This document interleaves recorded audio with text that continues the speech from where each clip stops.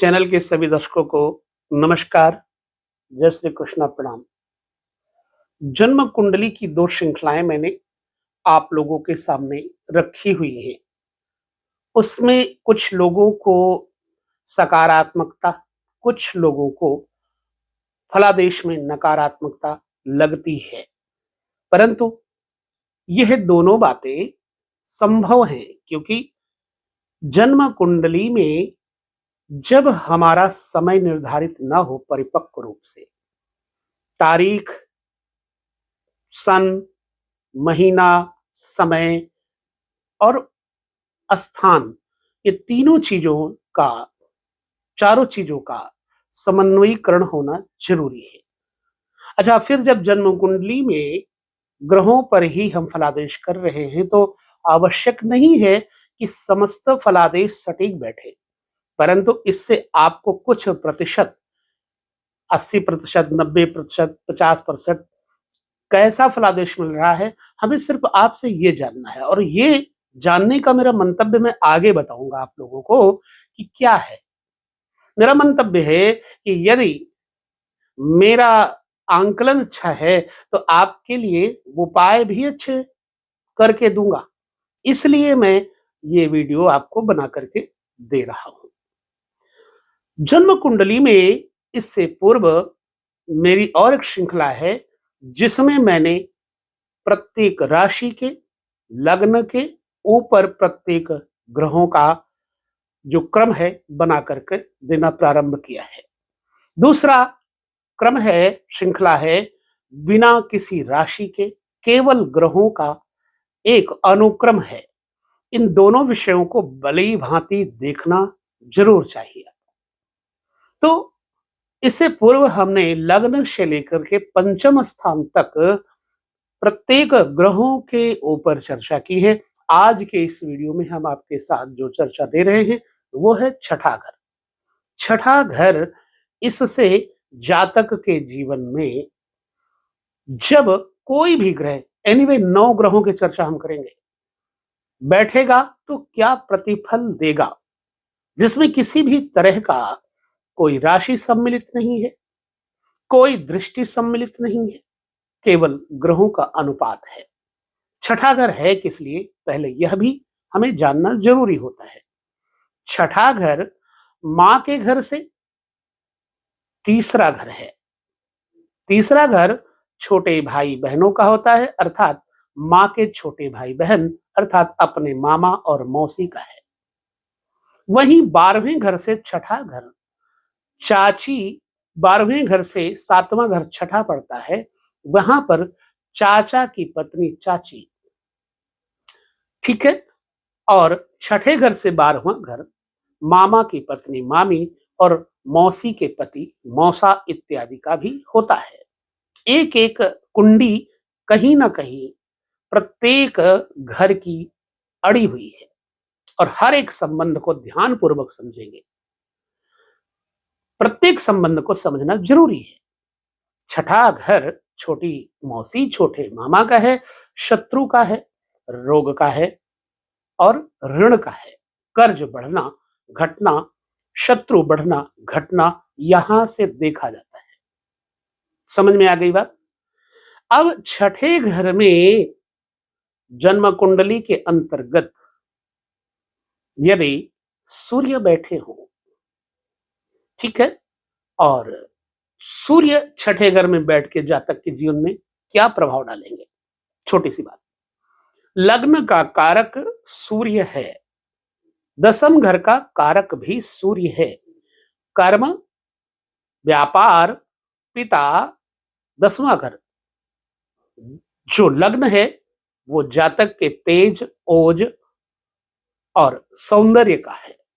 जब लग्न का और कर्म का स्वामी छठे घर में बैठेगा, अगर सूर्य अच्छा है तो शत्रु के ऊपर आघात करेगा, ना कि शत्रु आपके ऊपर आघात करेंगे। ऐसे में शत्रुओं पर आपकी विजय होगी। आपकी वाणी, आपका वर्चस्व इतना होगा कि शत्रु उसी से दहल जाएगा। पुनः छठे घर में सूर्य लग्नेश, लग्न का कारक भी है। जब छठे घर में जाएगा तो जातक में क्रोध ज्यादा होगा, उग्रता अधिक होगी। अस्पष्टवादी होने के नाते ऐसे व्यक्ति से लोग भयभीत रहते हैं। लेकिन यहां पर छठा घर रोग का है चूंकि, तो जब लग्न इस छठे घर में होगा, लग्न का कारक, कर्म का कारक, तो पिता और स्वयं रोगी होने की संभावना बन जाती है। एवं छठा घर किडनियां इत्यादि का है। सो यहां पर उदर संबंधी, गैस संबंधी वायु विकार जातक में पाए जा सकते हैं। जब सूर्य छठे घर में बैठा हो तो एक नुकसान और होता है, वो ये कि ऐसे व्यक्ति अपने पुत्र के साथ शत्रु का शत्रु जैसा व्यवहार तो नहीं करते, परंतु शासन अधिक करने के कारण पुत्र के साथ उनके विचार धीरे धीरे कम मिलते हैं, चूंकि ये गलत बात है। बुढ़ापे में पुत्र मित्र होता है और बचपन में पुत्र पुत्र होता है।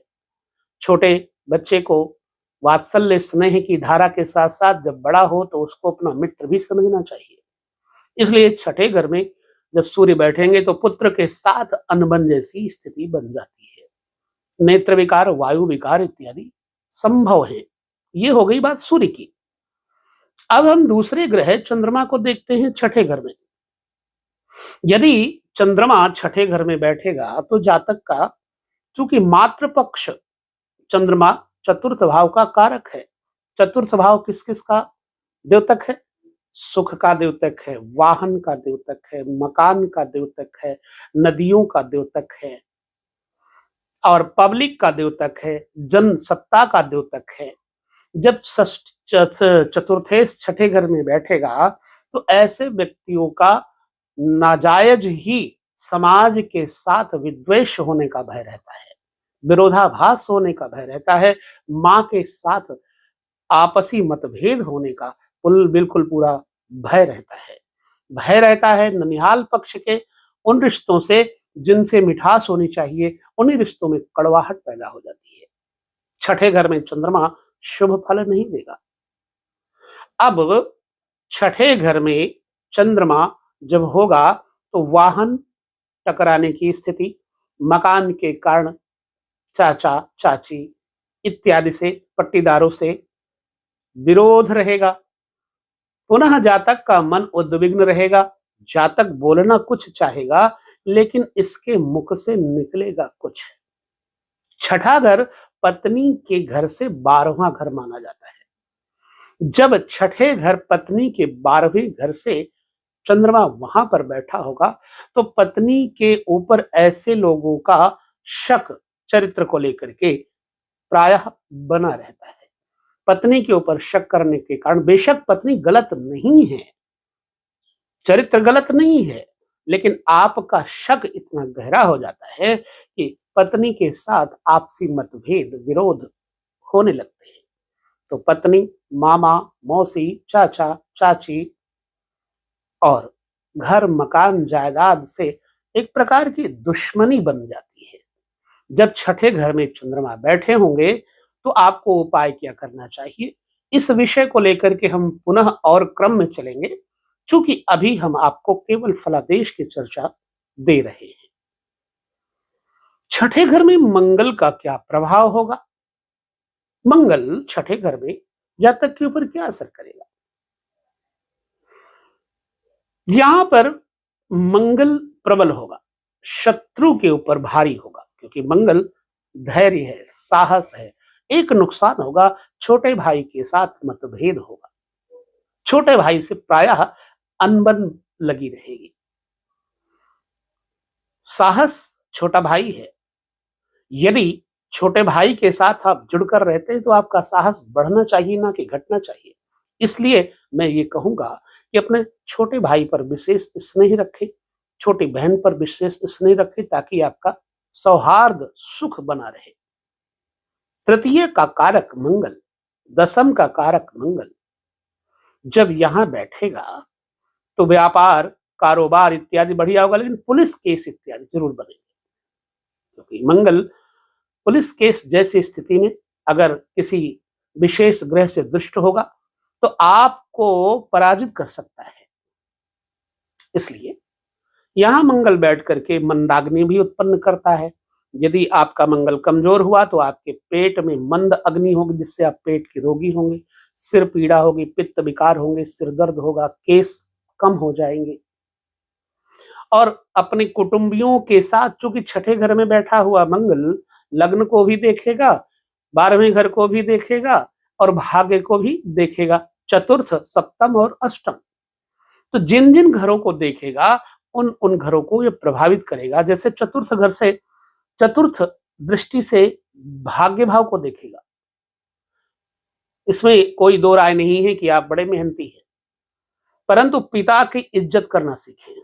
आप मेहनती हैं, आपने तरक्की कर ली है, तो पिता को ताने मत मारिए। हो सकता है आपने पिता से ज्यादा तरक्की कर ली हो। मतलब समझिए, आप पिता को ताने मारने वाले बनते हैं जब छठे घर में मंगल बैठेगा। पिता के लिए भारी होता है छठे घर का मंगल, भाई के लिए भी भारी होता है। पुनः ये चाचा, मामा इत्यादि पर भी अपना भार बनाता है छठे घर का मंगल। आई थिंक, मेरा विचार है जो मैं बता रहा हूं।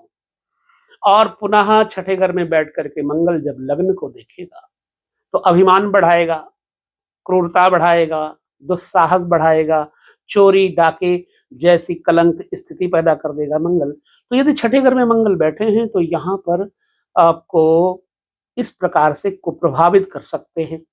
यदि ऐसा है, मंगल अशुभ है तो ये कुप्रभाव होंगे, लेकिन मंगल शुभ है तो पिता से यश कीर्ति प्राप्त होगा, धन संपत्ति भाग्य में वृद्धि करेगा, चाचा ताया मामा इन सब के रिश्तों में आपको मिठास मिलेगी। पुनः लग्न को बल मिलेगा, आपकी बात प्रमुखता से मानी जाएगी, आप कहीं बैठेंगे समाज में आपका यश फैलेगा। अब ये दोनों पहलू आपको मैंने बोल दिया। छठे घर में बुध जब होगा तो बुध का प्रभाव छठे घर में क्या बुरा होगा? चूंकि छठा घर, अब एक बात और हम कहना भूल गए, मंगल चूंकि सप्तम स्थान से जो छठा है वो 12वां पड़ता है पत्नी के घर में। मंगल पत्नी के घर के लिए खराब होता है। मंगल पत्नी को अधिकतम भोग स्थिति की तरफ ले जाता है। ऐसे लोग पत्नी के साथ विचारधाराओं में एक जैसी समानता नहीं रखते, वो भोगी टाइप के होते, दूसरे पत्नियों को, दूसरी स्त्रियों को, पर स्त्रियों की तरफ बढ़ने का भी उनका मन करता है। यहां पर हम बुध की चर्चा में पुनः आ जाते हैं।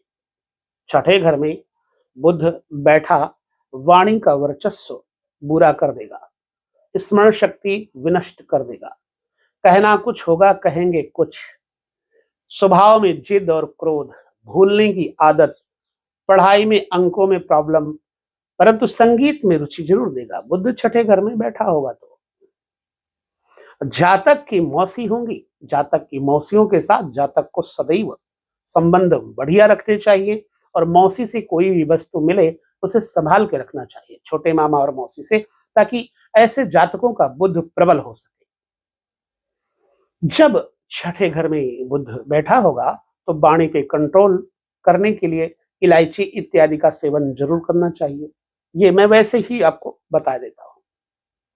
छठे घर में बैठा हुआ बुध बहुत नुकसान नहीं, फिलहाल फायदा देगा, परंतु ऐसा जातक थोड़ा भोला भाला होता है, बहुत चालाक नहीं होता है, दिखाता है समाज के अंदर कि मैं चालाक हूं, लेकिन बड़बोलापन केवल रहता है, भोलापन ही रह जाता है शेष।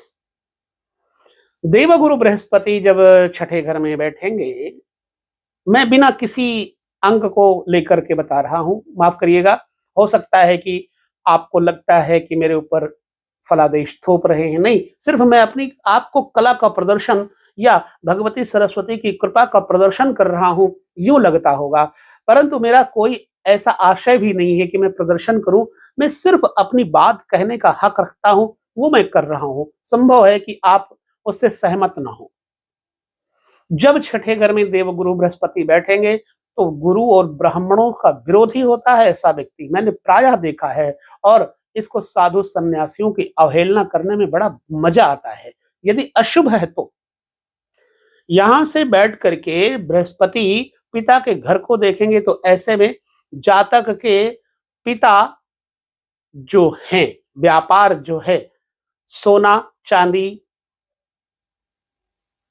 अर्थात जो ये धातुएं होती हैं उनका, जमीन जायदाद उनका, मिर्च मसाले, खाने पीने की संबंधी वस्तुओं का व्यापार इत्यादि होगा। पिता पुत्र में आपस में बनेगी भी, परंतु कभी कभी एक जगह बैठ के ये प्रसन्न नहीं होंगे। प्रायः ऐसे जातक धन के लोभी ही होते हैं, धन पर इनका बहुत ज्यादा आकर्षण रहता है। हाँ, संबंधों को ये बनाकर रखेंगे, चाहे बेशक दिखावटी कर रहे हो, लेकिन समाज में संबंधों को सजाकर चलने का इनका प्रयास जरूर रहता है।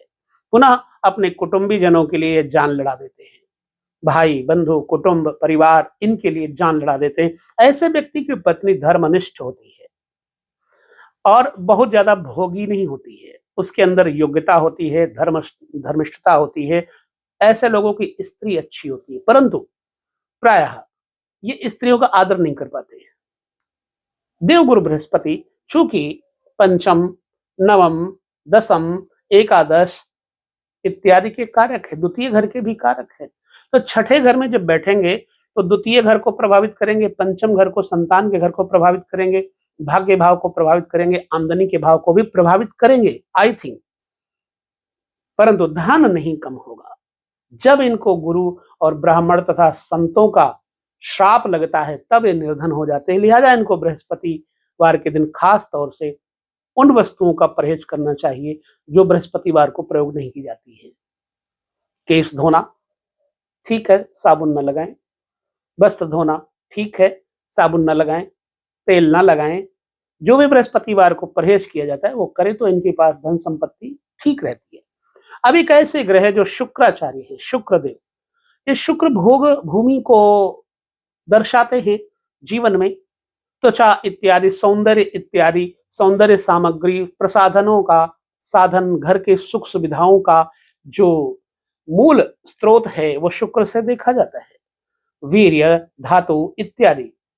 छठे घर में जब बृहस्पति शुक्र बैठेंगे तो छठे घर में शुक्र अकारक हो जाते हैं, लाभ नहीं देते अपितु नुकसान देते हैं। जब भी शुक्र की दशा आएगी ऐसे लोगों को कलंक मिलेगा। बेमतलब में किसी के साथ रेप नहीं किया, रेप का कलंक लग जाएगा। किसी के साथ कोई दोष नहीं किया तब भी उसके साथ विषय वासना भोग का दोष लग जाएगा। छठे घर में शुक्र कारक होते हैं। ये मेरा प्रैक्टिकल है और इस पर अगर आप टिप्पणी करेंगे तो मैं मानने को रेडी नहीं हूं, क्योंकि मैंने देखा हुआ है। छठे घर में शुक्र बैठे होंगे, ना किए हुए अपराध, चोरी और जो चरित्र के ऊपर कलंक लगाने वाले भोग विषय हैं किसी स्त्री इत्यादि के साथ जरूर कलंक लगता है। प्रेम में पूरी तरह से ऐसे व्यक्ति को सफलता नहीं प्राप्त होती है, प्रेमिका ही धोखा दे देता है। छठे घर, शुक्र सप्तम घर का स्वामी है। जब सप्तम घर का कारक छठे घर में बैठेगा तो पत्नी के साथ मनमुटाव रखेगा, पत्नी बहुत सुंदर नहीं मिलेगी, बेमतलब में आपसी मतभेद बना रहेगा, क्योंकि छठे घर में बैठे हैं। पुरुषों की कुंडली में शुक्र का भोग के साथ बहुत संबंध है। ईश्वर और भोग दोनों में शुक्र का बड़ा महत्व है। 12वें घर में जब शुक्र देखेंगे तो भोगी बनाएंगे, लेकिन कई और स्त्रियों के साथ, अपनी स्त्री से इस व्यक्ति का मनमुटाव रहता है। संभवता नहीं, बिल्कुल परफेक्टली बता रहा हूं। हाँ, वो बात अलग की है जब शुक्र पर कोई शुभ ग्रह, मित्र ग्रह की दृष्टि पड़ रही होगी बाई चांस, तो आपके जीवन में आपकी पत्नी के साथ विचारधाराएं मिलेंगी, कभी मिलेंगी कभी नहीं मिलेंगी, कभी बहुत टूट जाएंगी, अपने रिश्ते टूट जाएंगे, अपने रिश्ते नाजायज दिखेंगे कि हमारे हैं, लेकिन वो हमारी जैसी बात नहीं करेंगे। हमारे थाली में खाकर हमारी थाली को फोड़ेंगे, हमारी ही खाकर के हमारे ही बारे में विनोद करेंगे, परिहास करेंगे, मजाक उड़ाएंगे, और मौके पर भाई बंधु बहन सब रिश्ता टूट करके एक किनारे हो जाते हैं। ये व्यक्ति अकेला रह जाता है जब छठे घर में शुक्र बैठा होगा। संभावनाएं हैं, बाकी आपके ऊपर मैं पहले कह चुका हूं कि कोई भी फलादेश मैं थोप नहीं रहा हूं।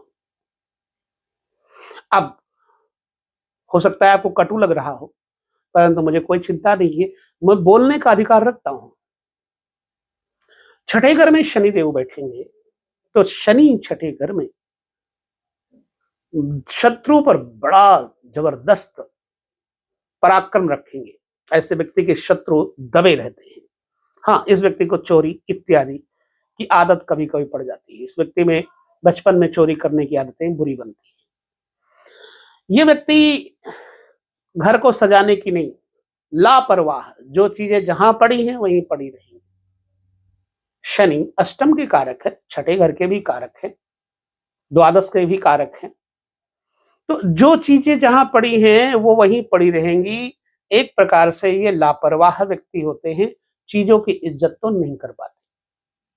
यहां पर बैठे हुए शनि रोग के घर को, अष्टम स्थान को देखेंगे, लिहाजा जातक को विशेषज्ञ किसी विशिष्ट विषय पर बनाएंगे। विद्या में, गणित में और विज्ञान में, परिशोध में, आध्यात्मिकता में प्रबल करेंगे। कभी कभी रोग, ऋण, शत्रु इत्यादि भी इनके ऊपर हावी हो सकते हैं जब शनि के ऊपर शत्रु ग्रहों का प्रभाव या शत्रु राशियों में बैठे होंगे शनि। क्योंकि मैं यहां पार्टिकुलर किसी राशि के ऊपर नहीं आपको कोई विषय दे रहा हूं। शनि की एक दृष्टि सप्तम द्वादश भाव को देखेगी। द्वादश भाव शयन कक्ष है। शयन कक्ष अगर आपका उजड़ा है, बेतरतीब वस्तुएं पड़ी हैं, इधर उधर पड़ी हैं, तो आपका शनि खराब है। यदि शनि छठे बैठे हैं तो फिर आप अपने बेडरूम की परवाह जरूर करें। अपना बेड नहीं टूटना चाहिए, बिस्तर फटा नहीं होना चाहिए, चद्दर फटी नहीं होनी चाहिए, साफ सुथरी होनी चाहिए। शनि समझो अच्छे हैं। जब शनि यहां बैठेंगे तो तीसरे कुटुंब को भी देखेंगे शनि। कुटुंब, भाई बंधु, जो संबंधी हैं छोटे, उनसे आपकी शत्रुता ज्यादातर आपकी बनी रहेगी। शनि जब छठे बैठेंगे तो ऐसा आपको प्रभाव भी दे सकते हैं, लेकिन रोग, ऋण, शत्रु इत्यादि पर इनका प्रभाव अच्छा रहेगा। साथ छठे घर में जब राहु बैठेंगे तो पाप ग्रह हैं, राहु का भी प्रभाव बाहुल्य यहां रहता है। बलवान आप बनेंगे, राहु की वजह से आपका पेट वगैरह खराब रहेगा, पेट के रोगी रहेंगे। परंतु 12वें घर पे राहु की दृष्टि जाएगी, लिहाजा वही भोग बुद्धि, भोग वृत्ति लगेगी। पत्नी का स्वभाव लड़ाकू होगा, पत्नी 50% पागल होगी, ये भी मैंने देखा है। छठे घर में राहु चोरी की प्रवृत्ति इत्यादि दे देता है, स्वभाव में गुस्सा दे देता है।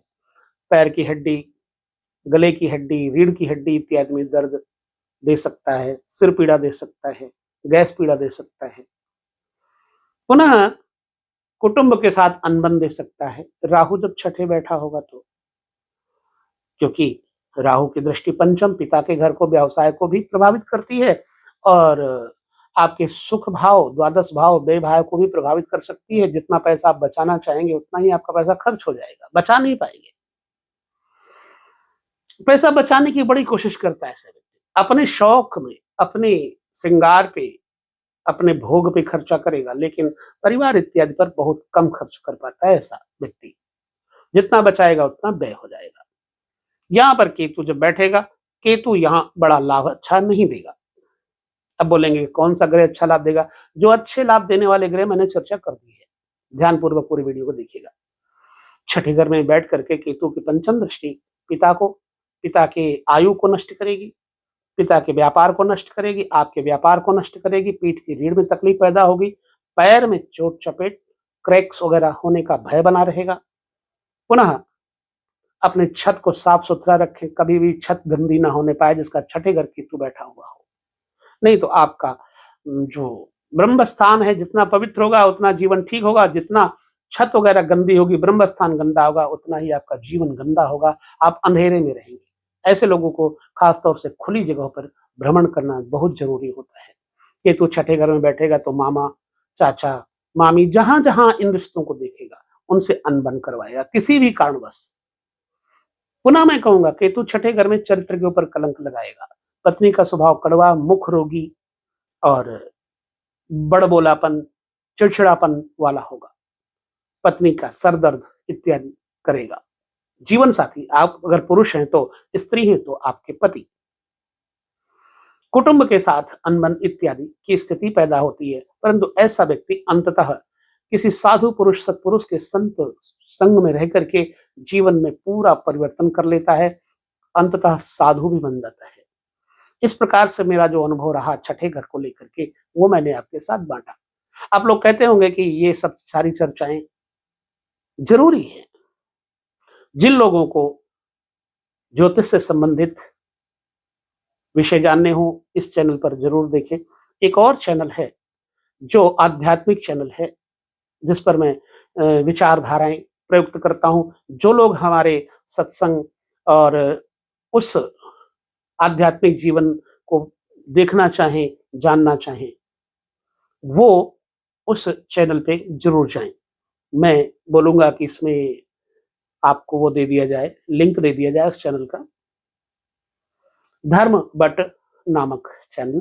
तो उस पे जाकर के आप आध्यात्मिक वीडियो देख सकते हैं। और जब भी आप को कुछ पूछना हो, जानना हो आध्यात्मिक प्रश्नों के बारे में, उस चैनल पर जाकर आप कर सकते हैं।